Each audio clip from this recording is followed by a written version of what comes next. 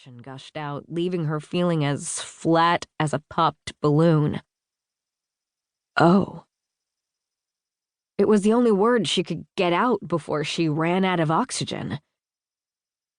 In her memory, the beachside beauty she'd called her happy place had been a whole lot more Cinderella's castle. What stood in front of her looked closer to the haunted mansion. She stared at the house in front of her, trying to reconcile what stood there with her dream-fueled expectations. Admittedly, it had been longer than intended since she was last here, but it hadn't been that long, had it? Millie winced at the stab of guilt in her chest. Of course, she had an idea of what happened, but she didn't want to think about that at the moment. If she did, she'd start placing blame, and since that blame would most likely fall square on her shoulders, it would be best to focus her attention on something more positive. Hesitantly, she pulled down the long, crumbling drive. Tilting her head to the side, she examined the house again, hoping a different angle would make it look less in disrepair.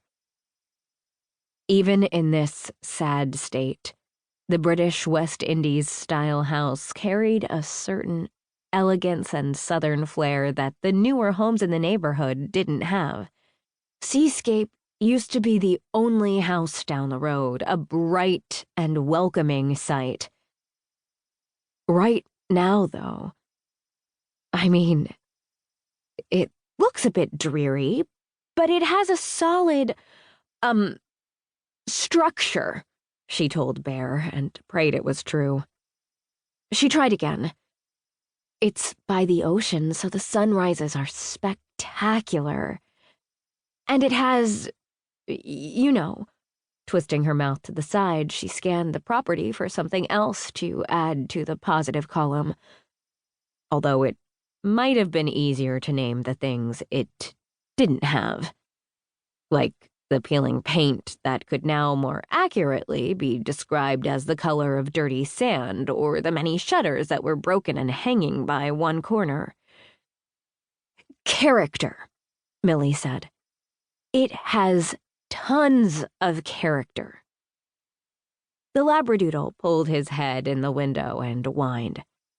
Come on, I'm trying to be positive. Millie scratched behind the dog's ear. So it needs a little work. After parking, she got out of the car and walked over to examine the fountain that sat in the middle of the circular driveway. This used to be her favorite feature of the house.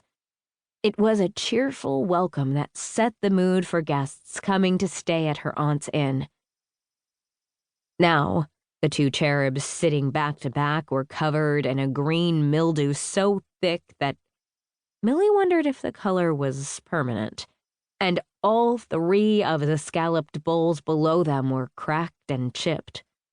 The only indication it would still hold water were the lingering murky puddles probably left over from the last rainstorm.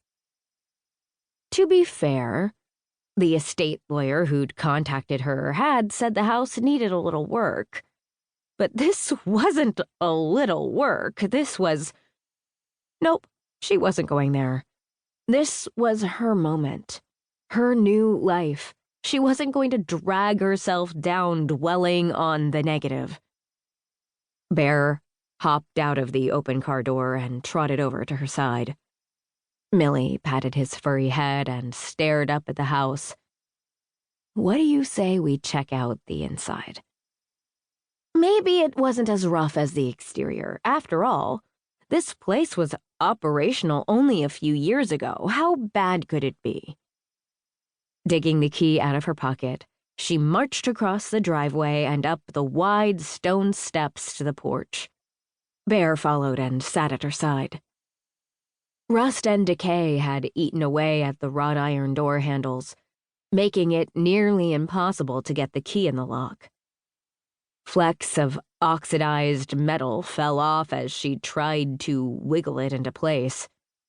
How long had it been since someone had entered this place? Her great aunt